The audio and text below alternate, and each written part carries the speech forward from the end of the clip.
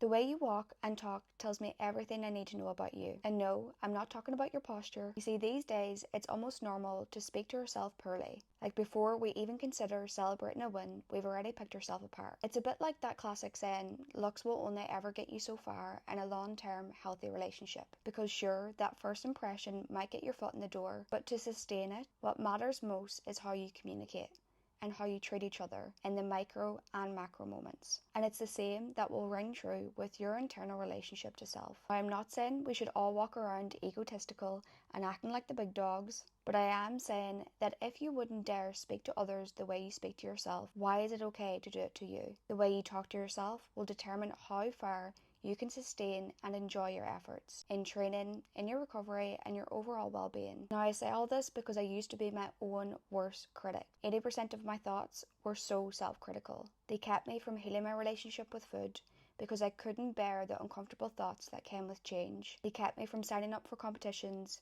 because what if I didn't meet expectations?